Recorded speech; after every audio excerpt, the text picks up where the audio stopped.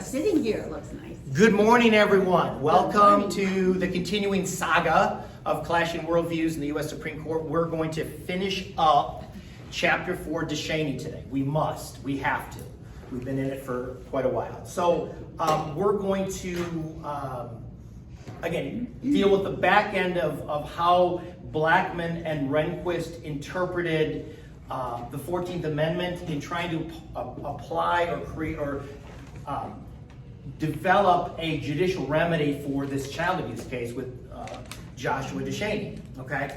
And so there's a section within the 14th Amendment where Congress added to it, they call it Section 1983. Okay, Section 1983 came about, just a little history, in 1871 to deal with the Ku Klux Klan that was still operative and strong, and they were engaged in all kinds of persecution of African Americans. Okay, so Congress added this little section to say, hey, in these cases you got to deal with this. Well, that ends up applying to this particular case, and in other words, it provided a remedy when there are situations where the government is not stepping in to help people that are being, in the case of African Americans, abused in certain sorts of way.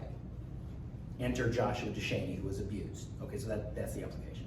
So for Rehnquist, he did not want to expand the 14th Amendment. Remember, the 14th Amendment includes three important clauses, which are the Due Process Clause, the Equal Protection Clause, the Privileges and Immunities. Rehnquist decided, and his reading of the 14th Amendment and its creation was, I'm going to interpret it narrowly. And so in this particular case, dealing with child abuse, I'm not going to expand the Due Process Clause of the 14th Amendment to provide a federal remedy in the case of child abuse. That needs to be done at the state and local level.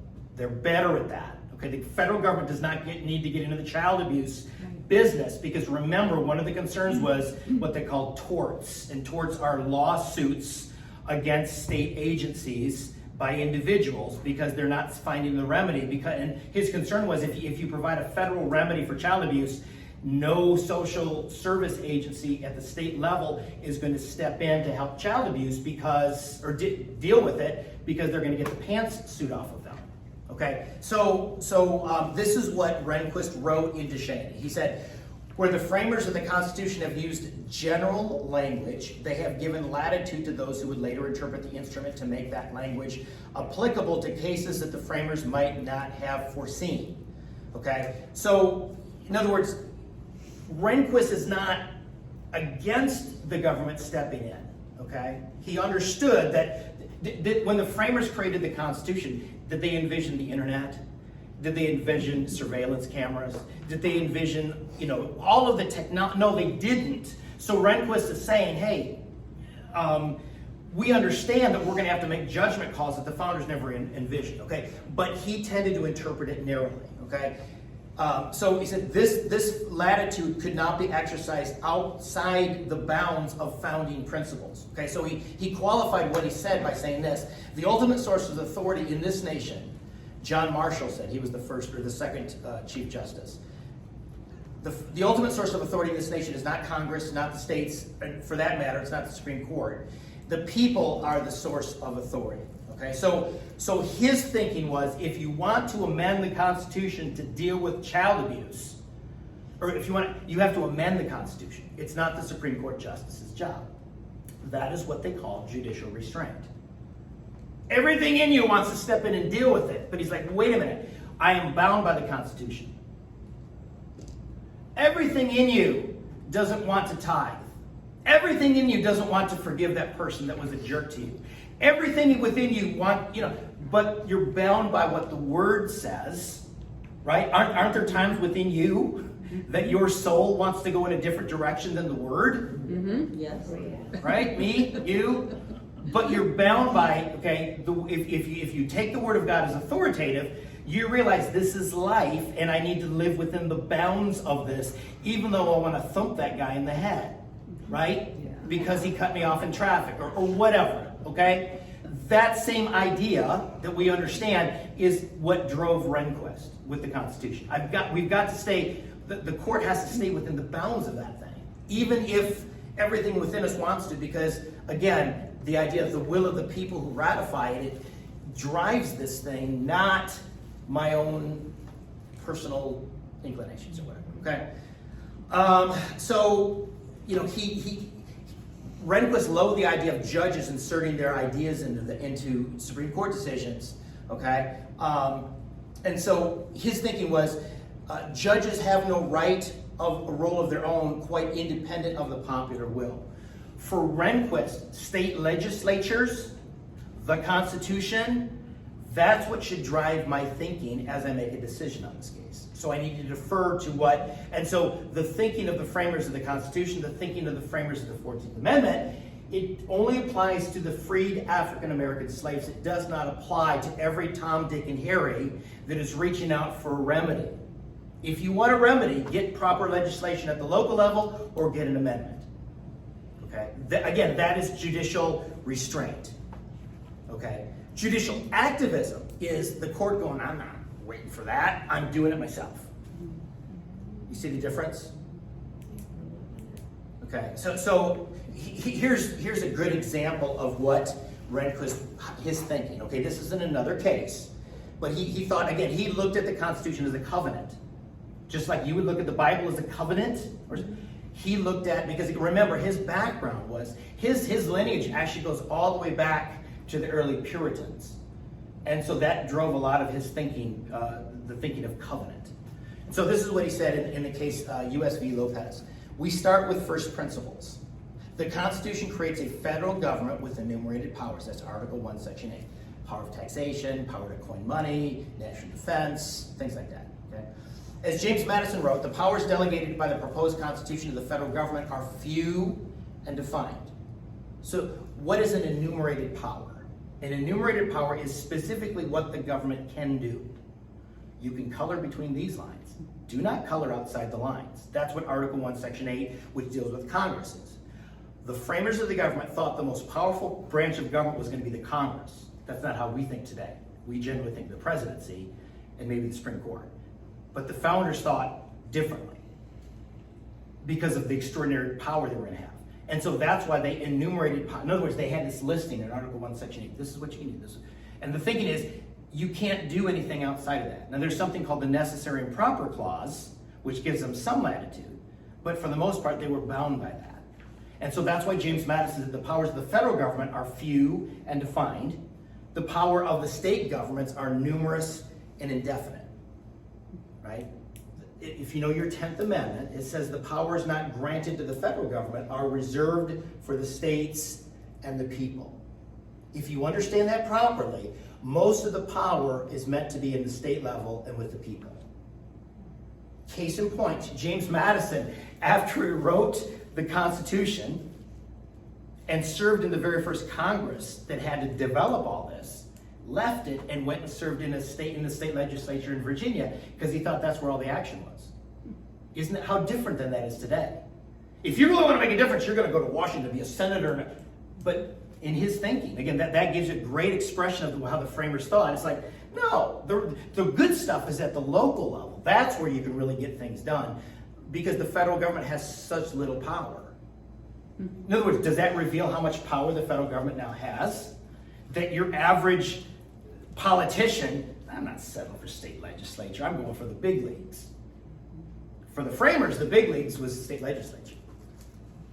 Very different, okay? So he goes on to say, this constitutionally mandated division of authority was adopted by the framers to ensure the protection of our fundamental liberties. In other words, if you've got a division of power between the national government and the state government, that protects your liberty. If all of a sudden all the power of the state government starts devolving up into the federal government, your liberties are, there's a problem. Your liberties are going to be trampled on. Just as the separation of the independence of the coordinate branches of the federal government served to prevent the accumulation of excessive power, what is the separation of the coordinate branches? You've got the legislative, the executive, you've got the judicial. Okay, that's the horizontal. He says, a healthy balance of power between state and federal government, that's federalism, right? That's diffusion of power vertically, will reduce the risk of tyranny and abuse from either front. So again, if you apply that to Deshaney, he's saying if we go in this direction and we provide a federal remedy for child abuse, we're violating federalism and the people's rights are going to be violated. And as a keeper of the covenant, I must be self-restrained as a judge and not do this. Okay? Does that make sense? That's judicial restraint. Remember what James Madison said in Federalist 51. He said, "What is government but the greatest of all reflections upon human nature? If men were angels, no government would be necessary. If angels were to govern men, neither external nor internal controls would be necessary." He says, in framing a government of men over men, the first priority is this: you must first restrain or control the governed, and then the back end, and in the next place, oblige the government to control itself. Okay, in other words, so the proper balance within America was, hey, the people need to be self-controlled and governed, but the government needs to be governed. The government needs to be self-controlled. The government needs to exercise self-restraint. This is what he just said is exactly the back end of Federalist 51, that little passage. He's saying, I'm obliging myself to control myself, and I'm not going to step in here. It needs to be done through the people, through the elected representatives. Okay? Does that kind of make sense? In other words, Rehnquist is exercising extraordinary self-control in this case, if you understand it. Because the emotional, this was a very emotional case. Child, who doesn't care for a little child that was abused to the point of brain damage? Because again, he was a little kid then. He died a few years ago at the age of 35 because of just massive brain damage. And never had proper cognitive functioning because of this. In other words, this was a really bad deal. Okay? So, practically speaking, Rehnquist understood that the representative process during lawmaking can have a moral claim over society and assume general social acceptance. In other words, when you have legislation dealing with child abuse at the national level or at the state level, when you get it, it means most people want it.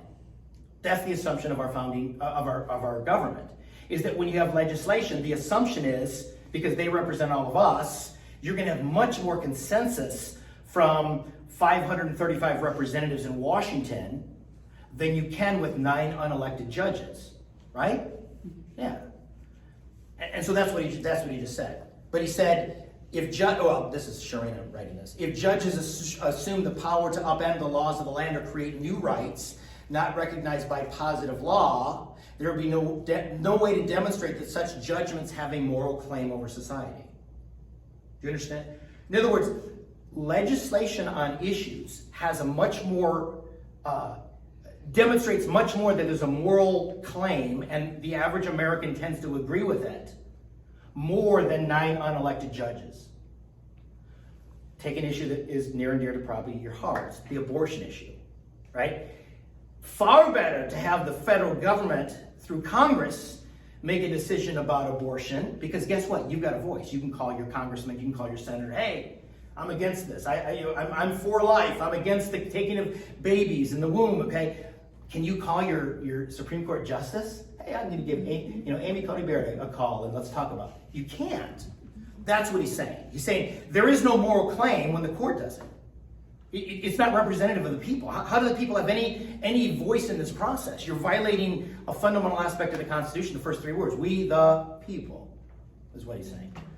Okay? So this is Rehnquist, okay, in Deshaney.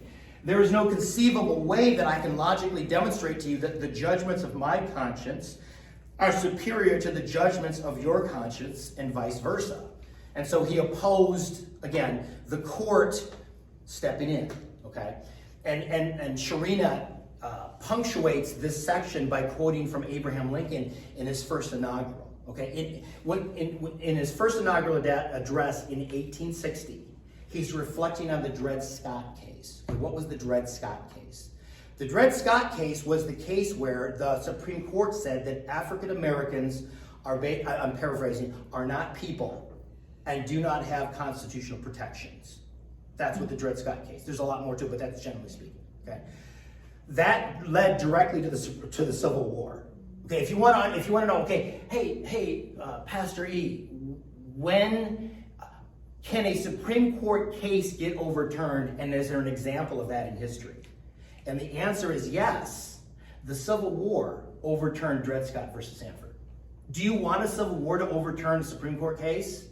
Generally speaking, not, unless the case is so wicked that good men need to step in and deal with it. Okay, I think the Civil War, as bad as it was, sought to address that. It's not fun. It's not. There's no easy answers with that one. Does that make sense? So when Abraham Lincoln is giving his inaugural address when he's first elected president, he's talking about Dred Scott, and he says, "Man, it's a big problem when the Supreme Court begins to step into an issue that needed to be dealt with at the national level." Okay, so this is what he said. He said, "The people will have ceased to be their own rulers, having to that extent practically resigned their government into the hands of that eminent tribunal." He's talking about the Supreme Court. In other words, you are not governing yourself, and the Americans are not governing themselves when the Supreme Court is making decisions for us that we, through our elected representatives, are supposed to make. That's what Lincoln just said. Okay, so that is, and so Rehnquist said, okay, when that starts happening, it's a formula for an end round around popular government. This is what I tell students. In fact, as recently as this week, I just wrote, I'm teaching 3 classes this summer, one of which is an in-person class via Zoom. The other 2 are strictly online. So I had a student ask me some questions about, okay, what do you mean by, hey, this particular court case did an end run around federalism? And so I explained to a gal, was it yesterday or the day before, this very thing I just said. You might be for gay marriage. You might be for abortion. You might be for gay rights. But let me tell you what happens to our government and the structure of the Constitution when the court gives these rights to these groups. It alters this, it does at least 3 things. It hampers religious liberty, because now people who have a sincerely held religious conviction against that issue are not able to talk to the representatives and say, voice their opinion. So you basically squashed democracy, or religious liberty, and you squashed democracy. 2 things. Religious liberty, right? You can't voice your opinion, and you can't deal with your congressman, okay? And the third thing it does is it hampers federalism. It gives more power to the federal government, and it straitjackets the states to make decisions how they want to be made. And I try to tell that to students, because trust me, I get some really passionate students that are all pro-LGBT. And I said, but let me help you see that if you keep going in this direction, it's literally destroying the fabric of our Constitution. And it's going to come back to bite us as a country later on, because the federal government is in charge, and it's exactly what Lincoln said. The people will cease to be their own rulers and basically have punted to this eminent tribunal who be all, see all, know all, and you're a bunch of unwashed, unlearned masses, is what Rehnquist is trying to say. Okay, any thoughts on that, questions before we go on? Just trying to show you his view, okay? That's the conservative Protestant view. You go to Blackmun, it's totally opposite, okay? He reads the history of the 14th Amendment. He reads the history of the Civil War, pre and post, okay? And he thinks that the 14th Amendment gives the Supreme Court a charter for action to step in whenever it wants, when it, in its own thinking, thinks that somebody's rights have been violated, and so he's going to use the 14th Amendment as a portal to start pulling in the Bill of Rights and applying them against the states. Okay, so he's interpreting the 14th Amendment broadly, okay, to say that the 14th Amendment does not specifically apply to freed African American slaves. It applies to every Tom, Dick, and Harry that has a supposed cause, and we're going to do it through the 14th Amendment's due process, equal protection clause. Remember, we talked about last week, you can't use the privileges and immunities clause because of the Slaughterhouse case in 1873. The Supreme Court since then has chosen to totally ignore that clause. It's always due process or equal protection. Abortion is because of due process and equal protection. Gay marriage is due process and equal protection. It's not, you would think, okay, wait a minute, isn't marriage a privilege that you can carry from state to state? Shouldn't you go to the privilege of the immunities clause? They can't because of this, the precedent in Slaughterhouse. So that's how they go to those other clauses, okay? So Blackmun said the Reconstruction Congress established a new legal order that contemplated direct federal intervention in what had been considered state affairs, a system in which the federal courts were to enforce newly created federal constitutional rights against state officials through civil remedies and criminal sanctions. That statement is true if it applies to freed African American slaves. Blackmun took it to a whole nother level and said it applies to everybody that has an issue. Now you can go through the 14th Amendment, okay?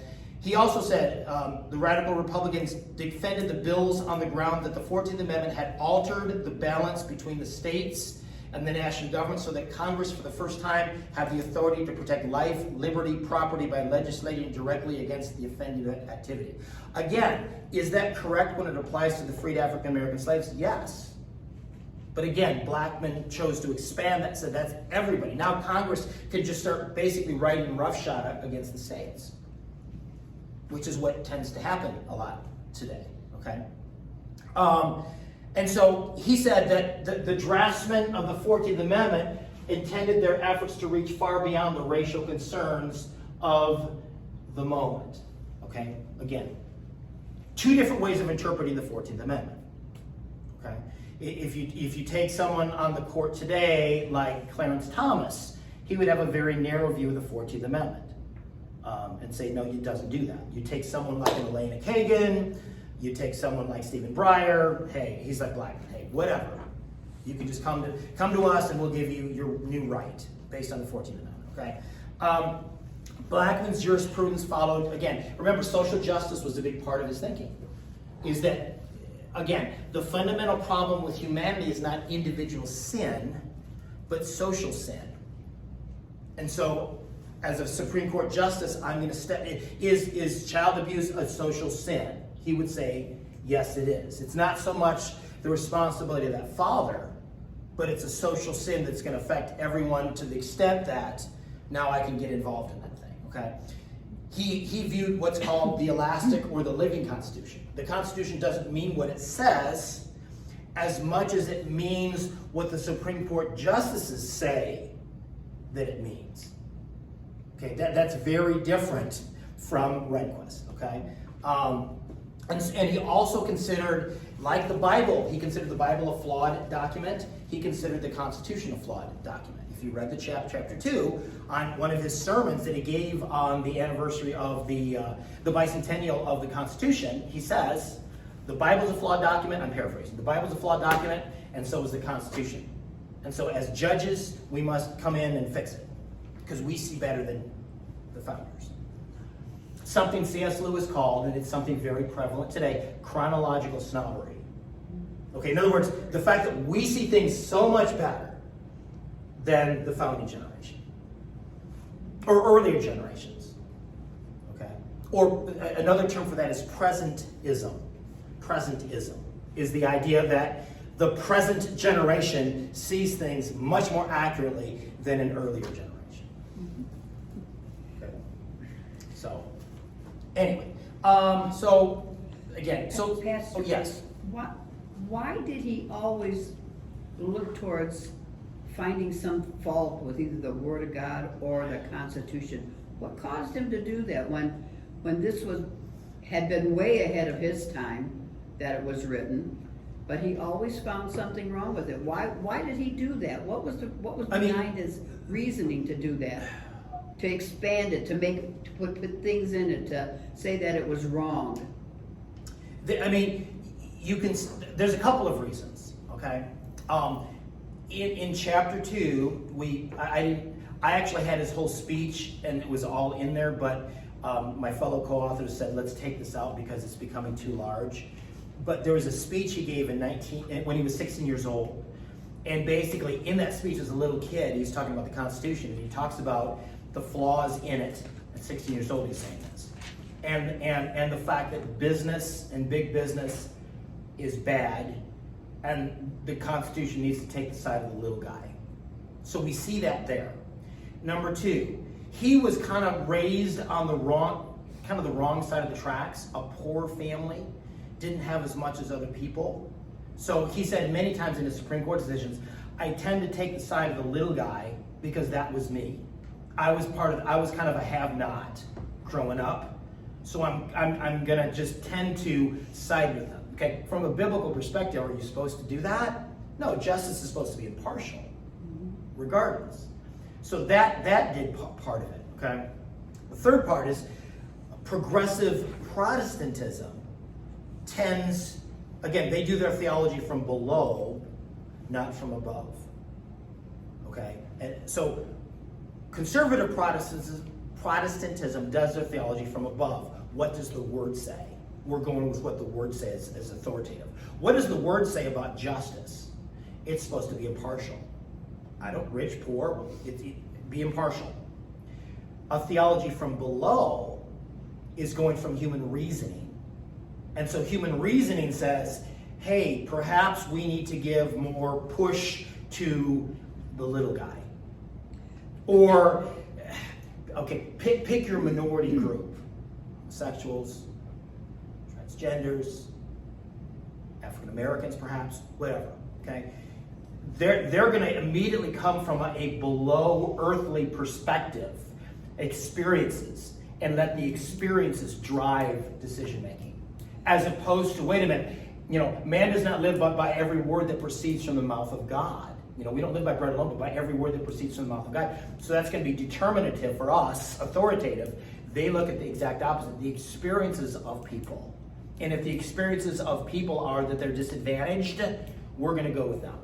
So those are three reasons why he did that. So then, anything that's in the Constitution that refers to any kind of reference to God in any way, he seems to be against. Well, there is no reference to God in the Constitution. No, I know that, but I mean, the wording of it, because these men were directed by what they felt the Lord wanted done, God wanted done. Well, let's be clear. The Constitution was written by people, some of whom were Christians, some of whom were not.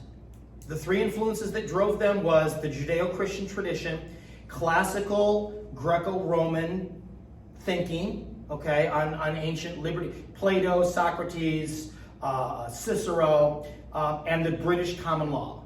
Okay, it's called the amalgam theory of the Constitution. In other words, it drew from all three of these sources, not just the Bible. The Bible had a role, but it wasn't necessarily the key role, but it was a big role in addition to all of that. So I want to just make really clear for all of our friends watching, okay? But again, for Blackmun, he's going to look at, remember, Blackmun was influenced by, and progressive Protestantism is influenced by Hegel. Newest is truest, latest is greatest. Progressive Protestantism is influenced strongly by evolution, the evolution of human beings, the evolution of knowledge, the evolution of culture, the evolution of morals, okay? So he's going to look at, again, newest is truest, latest is greatest. So he's going to reject the Bible as a foundational thing because of that and science. He's going to reject the Constitution as being the determining factor for how I make decisions. Because again, if you are newest is truest, latest is greatest, our thinking today and our culture today and how we think of a wide range of issues is far better than a document written in 1787. Does that make sense? Yeah. All of this is converging to cause him to look at the Constitution. Yeah, we can do better than that. We can fix this. Yeah. Okay, Rehnquist would say, yeah, there are things we're facing today that weren't faced in 1787. We can fix this through legislation and amendments because that's what the founders set up. Because again, I tell this to my students in my college classes because they tend to say, okay, progressives want to progress and advance and conservatives want to stay stuck in the mud. And they have a negative view. And I say, no, both want change, but how do you get it?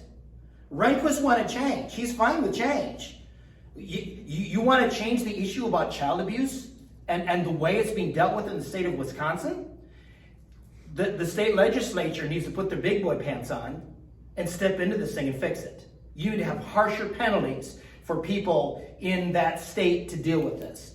Or you need to get an amendment if you want the federal government to deal with it. So again, be really clear. Conservative Protestants and conservatives, they are fine with change, but do it through the constitutionally prescribed way. Rehnquist, again, rejects a lot of the Constitution and thinks that, hey, the judges are the source of change. They're impatient for change. It's not happening fast enough at the legislative level. By golly, we'll microwave it. We can fix it really quickly right up here. Does that make sense? Yes. But as conservative Protestants, you're fine with change. No, let's not have our heads in the sand. Does progress happen? Yeah. Do things evolve? Yeah. Not Darwinian, but things evolve. This laptop I have was far better than the one from 10 years ago. And far better than the one I had 20 years ago. Okay? We're advancing. That's fine. We would say ethics are fixed and permanent. Because again, the ought, what God says, determines what is. Okay?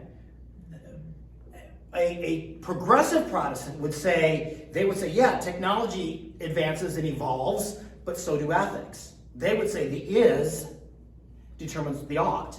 What is happening in culture, how we understand it today, determines what we need to think about marriage and what it means to be a human person and gender and all that kind of stuff. So there's no anchor. You've weighed anchor, and suddenly the flow of culture and what it thinks determines what is good and true and what should be. Both of them recognize change, but it's how you recognize change. Both of them understand progress and recognize progress, but how do you get there? From a Christian perspective, you move forward by always going back to the first principles of Scripture. The founding generation, the founding fathers said, hey, you want to go forward? Keep going, but keep renewing and refreshing these founding principles that our government was founded on, even as you move forward. Progressives say, forget all that. Weigh anchor. Newest is truest, latest is greatest. We're moving forward in our generation, having new concepts of it. And if the old doesn't fit us today, we're rejecting all of it. And the judges are the ones who are going to bring the change. You see the difference? Again, both want change. Both are fine with it. Both acknowledge it. It's not like we put our heads in the sand, but how do you get there? Is that too much of a long-winded answer? No. In other words, why do we think that? That's, again, science over the Bible, Darwin, and a skepticism towards anything fixed and permanent. Because, again, science and change and progress is rendering everything obsolete, and chronological snobbery. We see things better today is a big part of that thinking. All right, so Blackmun's worldview, okay? Why did he think the federal government should step in and help Joshua Deshaney? First of all, again, he believes in a social or collective view of humanity, okay? In other words, let me just say this. So they're not so much looking at individual rights as what are the collective rights for society that we can all tap into. Okay, is a big part of their thinking. So the social self is the primary means of human identity, that we derive meaning from our participation in society. Okay, what does that mean, Pastor Erik? That means, and this is very much a part of our current culture. Let's just take, again, I'm picking on it, but it's the best way to describe it. The whole transgenderism concept in our culture today is that a person gets their meaning, validation, identity, not only by expressing themselves, but making sure the wider society accepts them. So that's why we have to have laws mandating we accept them. That's why we have to have laws mandating that a man who thinks he's a woman can go in a female bathroom, and a man who thinks he's a woman can compete in women's sports. In other words, it's a collective view of humanity, is that meaning, identity, validation does not exist until the government starts stepping in and validating it. Then that person's authenticity begins to be recognized, and they're going to be happy. Okay? That's very much a collective view, okay? That's what's called expressive individualism that drives so much of that movement. And it's what I said a few weeks ago. The problem with homosexuality, the problem with lesbianism, the problem with transgenderism and all of these polyamory, okay, is that you were made by God. Your identity and validation is meant to come from Him being made in His image. And is that the highest form of validation? Yeah, I think so. If God says that's what you are, by golly, that's the stamp that I want. Okay, so homosexuality, lesbianism, transgenderism, all of that rejects that. I'm not listening to God. I create my own identity.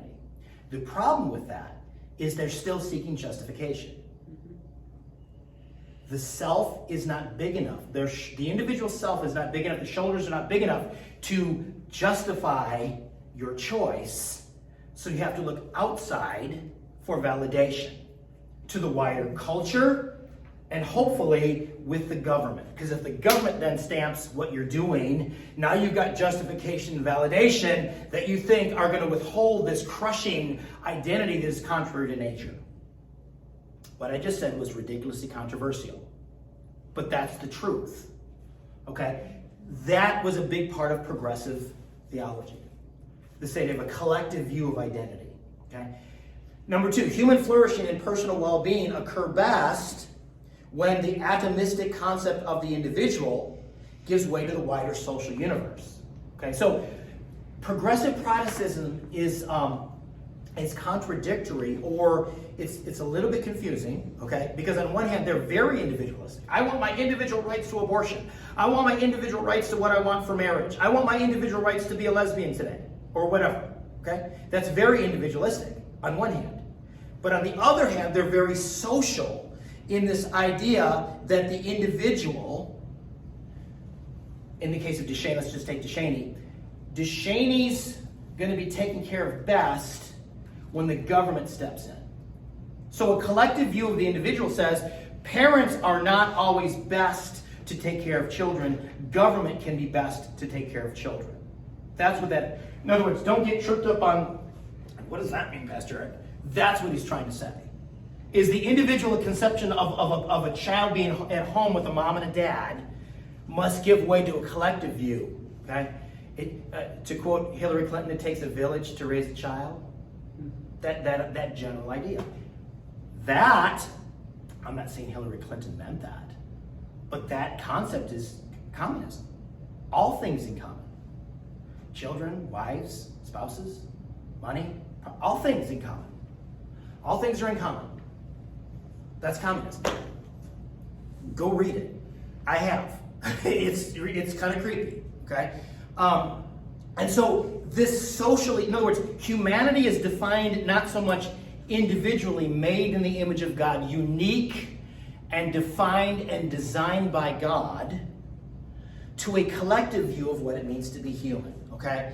And so what that means is that individuals, while they're responsible for their wrongdoings, this wrongdoing is often mitigated or offset by external forces. In other words, they'll say you're a sinner individually, but they'll place more emphasis on the external world. You're a victim of circumstances.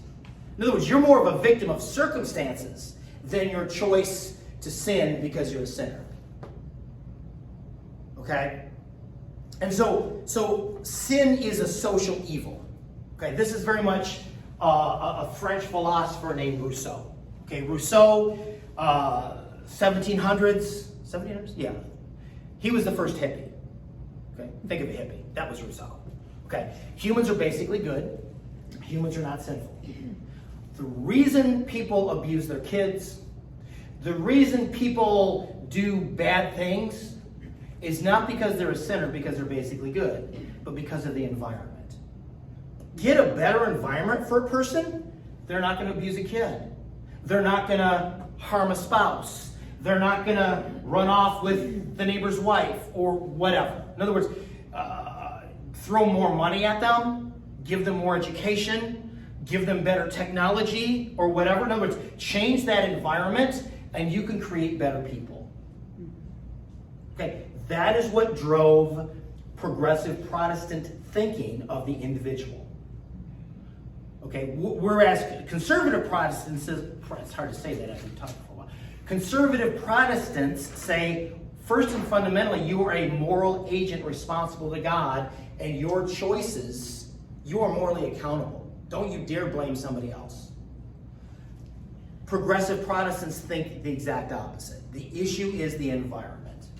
So he would say, get children away from their parents and place them in a better government environment, and that's how you deal with child abuse. Now, Rehnquist would understand, hey, if a kid's in an abusive home, you got to rescue it. He's not like saying you don't, but he's not. He, unlike Blackmun, is not saying government is the solution for parenting. Okay. Individual accountability takes a back seat to social context. So again, I'm a victim. It's because of racism I did this. It's because of my family background I did this. It's because of whatever, okay? Everybody has a dysfunctional something in their background, okay? But we all come individually before Jesus and say, Jesus, I'm a sinner and I need your grace. I'm not blaming my family. I'm not blaming racism. I'm not blaming whatever. I'm coming at the cross. We're all sinners, okay? Again, progressive Protestantism, because they have a low view of the Bible, sees sin as social, not individual. Again, that's hard. Maybe you can wrap your brain around it. This was when I first was exposed. It was just really hard for me because I've always sin is it's you. I'm a sinner.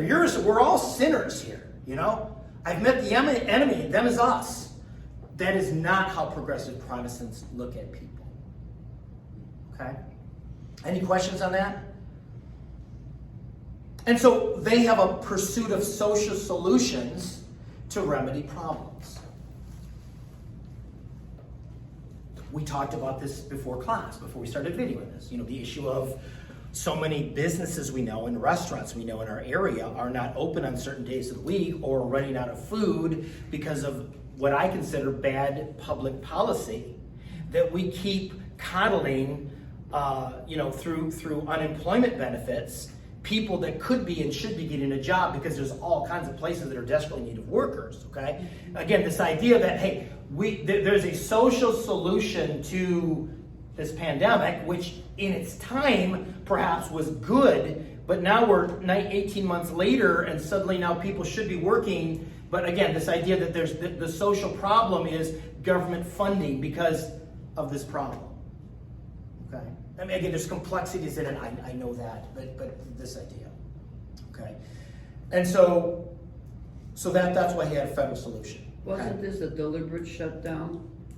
Yeah. Well, I mean, again, it's a little more complicated because government created the problem in the sense of shutting everything down, and yet government constitutionally can do that in a legitimate health emergency. I want to make that clear.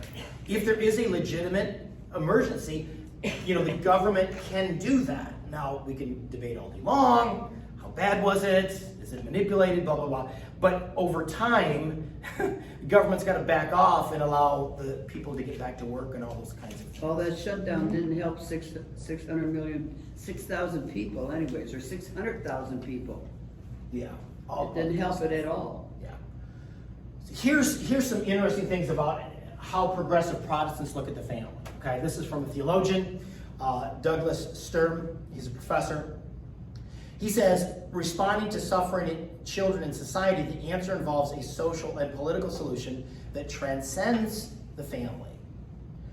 Progressive Protestants generally believe that a key drawback of the nuclear family is it does not allow for the outside intervention of others into the family unit.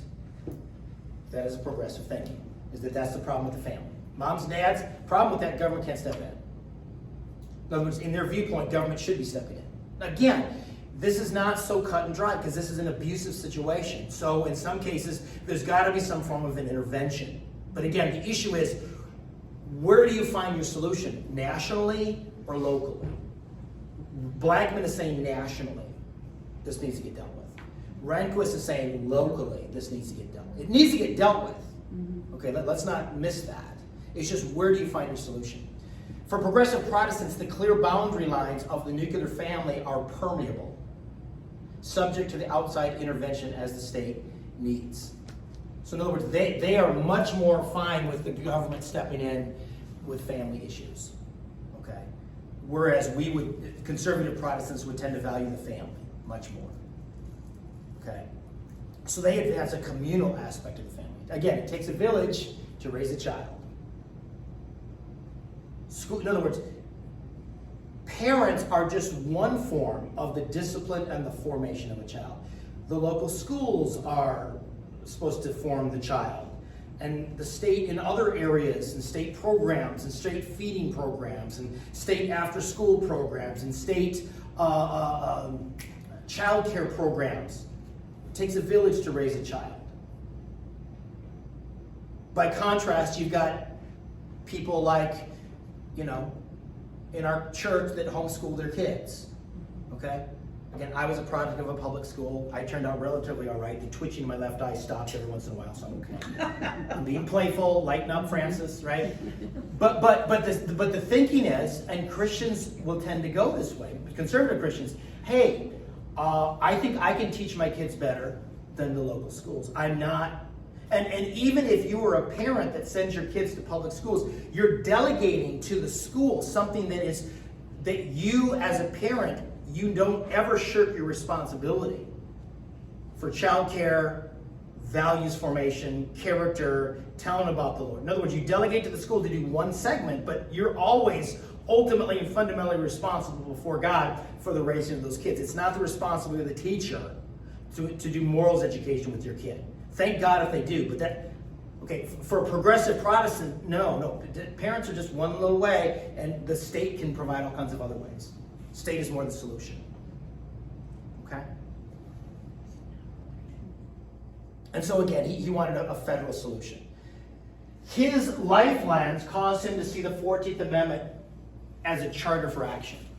In other words, once I say, hey, this is how I can get remedy for the little guy, the Joshua Deshaney, the poor person. Rehnquist was all for affirmative action. If you know what affirmative action is, right?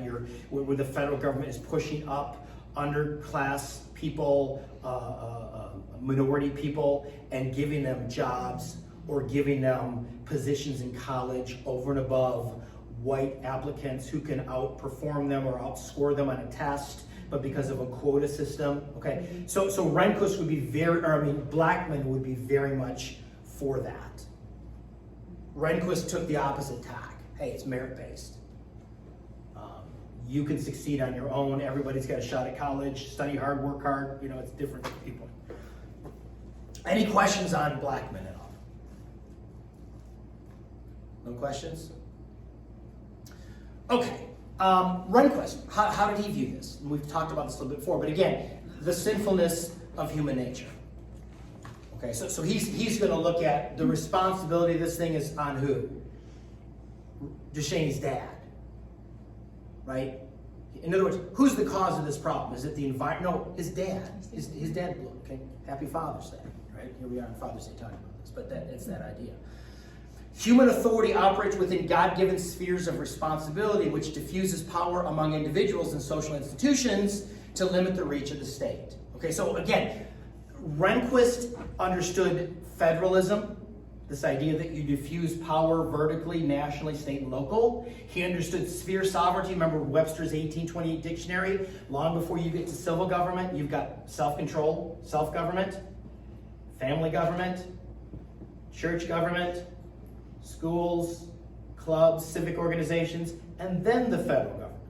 In other words, he recognized those have to be allowed to function. The government can't step into the church, it can't step into the school, it can't step into the home and provide the remedies for everything. You must allow those spheres to operate unmolested by the federal government. He understood that, recognized that, sought to honor that. Okay, this idea of sphere sovereignty. Okay, sphere sovereignty is more of a reformed or a Reformation view, and the premise is something called every family, every mom, every dad, every church, every pastor, every person, every school, every organ is before what they call coram Dei. That coram Dei is a Latin phrase that means before the face of the Lord. In other words, you are responsible. The face of God sees you and sees me all the time, whatever I am and do. I am responsible to him for that. Moms and dads, marriage, you are responsible to God for yourselves and your children. In other words, every family is before the face of God. Think Hebrews 4:13. Everything is naked and open before the eyes of whom we have to do. Every church, every school, government. Okay, so this idea of quorum day before the face of God, God is seeing and recognizing every one of these spheres. And the family is ultimately responsible to God. The individual is ultimately responsible to God. The church is ultimately responsible to God, even as it exists within civil government. But when push comes to shove, whether this church succeeds or fails, whether you succeed or fail, or your family succeeds or fails, is not because of the government stepping in or not stepping in it, but you're uniquely responsible before God.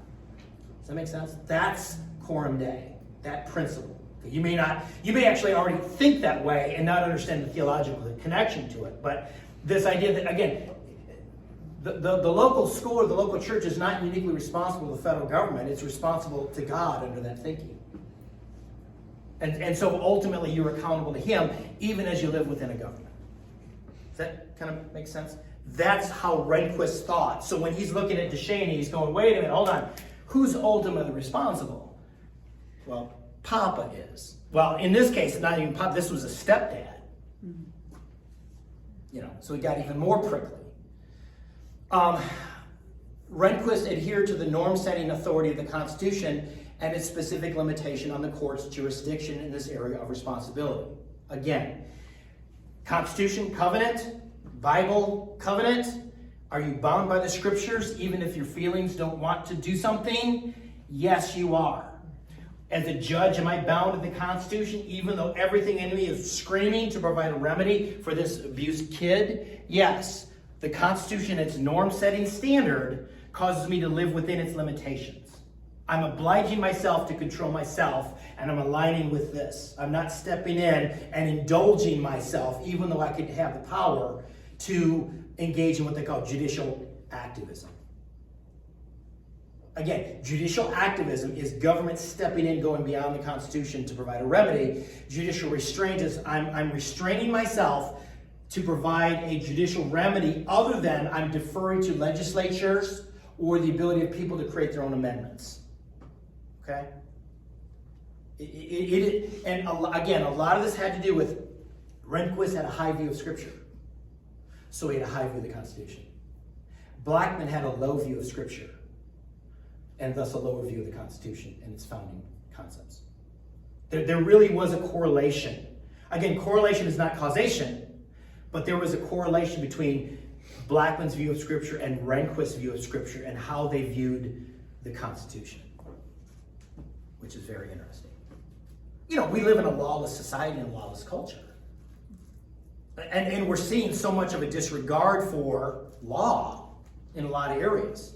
I just talked to my niece last night, and she's going on vacation in a couple weeks. She's going to Portland. And I was being playful. I go, why would you want to go there? They're defunding the cops and there's riots. And she looked at me, she's more of a liberal. She looked at me, Uncle Eric, I'm going because it's so pretty there, and I'm going to go on walks in nature, and she loves that. I thought that's great. Praise God. Good. Yeah. But it's just kind of interesting. Anyway, I don't know where I was going with that, but sorry, that was for free anybody. But your concerns of all these kinds of things. So anyway, we're talking about lawlessness in our culture, and again, a lot of it is you don't have a fear of God, so you're not having a fear for law. I mean, God represents authority. I'm going to talk about that this morning in Father's Day message. There actually is a direct correlation. There's a book called Faith of the Fatherless, and it's written by a guy. It came out in 2013. It's about, he looked at atheists for the last 400 years, up to the modern ones, Richard Dawkins and Christopher Hitchens and Sam Harris. And he's found out that these atheists, almost to a person, had a bad relationship with their dad. Did not have a good relationship with their father. So they transferred that to God. Broken horizontal relationship led to a broken vertical relationship. We're seeing in our culture a broken vertical relationship and broken horizontal relationships all over the place. It's endemic. It's everywhere. Okay? Okay, last but not least, we kind of talked about this. In Deshaney, Rehnquist held that individuals are morally responsible, which is why he fixed his gaze on the rule of law. Okay, the Chief Justice placed the responsibility of the abuse at the feet of his father, understanding sin is individual, not social. Yeah, that's a big part of it. And in that book, Faith of the Fatherless, fathers, many of their fathers were abusive, neglectful, and the kids develop. In other words, I know this is a big YWAM thing. They talk about there's a big teaching in YWAM if you've ever taken discipleship training school. I haven't, but I've seen the curriculum, and there's a big part of the training called the fatherhood of God. And they try to help a lot of these kids that are coming into it from disruptive homes and families. Hey, you had better extend some forgiveness toward your father and get that thing right, because that's going to affect your vertical relationship with the Lord. That's a big deal. Okay, and so he's, again, placing the responsibility on Deshaney. Again, it's up to the state to create legislation to deal with bad parents, not the federal government. Okay? This is what he said in Deshaney. The Due Process Clause does not transform every tort committed by a state actor. Again, tort is a lawsuit. And in other words, the state was negligent in taking care of a kid that should have been protected from abuse. Okay? Mm-hmm. The Due Process Clause does not transform every tort committed by a state actor into a constitutional violation. So again, he's reading he's looking at the 14th Amendment Due Process Clause narrowly and says, wait a minute, just because the Due Process Clause is there doesn't mean we're going to start striking down state laws. That remedy should be at the state level. They need to do it themselves. Okay? Any thoughts or questions? Yeah. What was the state's on Deshaney? I mean, why did it get passed Why did it get passed? to the Supreme Court? Didn't it have to go through the state first? Because the mother, and the mother didn't find a remedy at the state level that she thought was successful, and so it jumped up to the Supreme Court. Oh, so the stepfather was innocent or something. But the process was that this whole Supreme Court process, and it was a big. This was a big deal. There was a lot of visibility in this case back in the day. The outcry was such that it caused, Winnebago County and Wisconsin to have stricter laws against that. Okay. But yeah, typically what happens is, there's a case at the state level, unless it's usually like one of the Bill of Rights, and then it'll immediately go to the federal level, but it'll stay at the state level and then it'll get kicked up if you appeal. In other words, the mom didn't get the results she wanted, so it kicked up to the federal level. Okay? So the stepfather was responsible for beating the child so bad that it injured him. But because the mother was trying to get this lawsuit going, and the state didn't come in and help the child and remove the child from the home, that's what caused the problem with the state then. What do you mean that's what caused the problem with the state? Because they didn't come in and take the child out of the home. Because it was a state agency in Winnebago County that didn't. Actually, Winnebago County had been warned on 2 occasions, and they kind of wrote stuff down, but they never intervened. Mm-hmm. And then after he was abused brutally, then the mom, cried foul, rightfully so. So that's what made the state responsible then, because they didn't come in and intervene. Yeah, that was the issue, and that's where Rehnquist or Blackmun thought, hey, the federal government needs to start doing smackdowns on these states. But Rehnquist said, I get it, I know that's a problem, but nevertheless, that's not a federal issue, that's a state issue, or should be. And this is why this is a tough case to look at, because either way you decide, how does Deshaney win? He really doesn't either one, other than preventing future Joshua Deshaneys. Again, both Blackmun and Rehnquist wanted to prevent a future Joshua Deshaney. They couldn't fix that, but they tried to, how do you fix it? How do you best fix it? And if you can go online and do a search on Joshua Deshaney, and you can see, I forget, it's like 30 years now, or it's huge numbers of years if there's abuse. It was very small back then, but it's major, like almost life sentence kind of stuff. So is that a deterrent? It should be. Okay? Is it true that if one state picks up on something that's real good, another Yes, state will pick yes. up on something That's that's good? what's called federalism. That's why the states are called social laboratories. What's working in one state can be found in another state. Yeah. Or rejected. As someone who used to live in Illinois, there's not a lot to emulate. But again, it can serve as a warning. Don't do this. This is bad policy. If you continually increase the taxes of everybody and all these businesses leave the state, does that come back and bite? Sure it does. You lose your tax base and all kinds of other states are going, I'm not doing that. Yeah. Okay. So that's Joshua Deshaney, everybody. We'll meet in 2 weeks and talk about Zobrist. Okay, it's an equal, it is an establishment clause case dealing with religious liberty.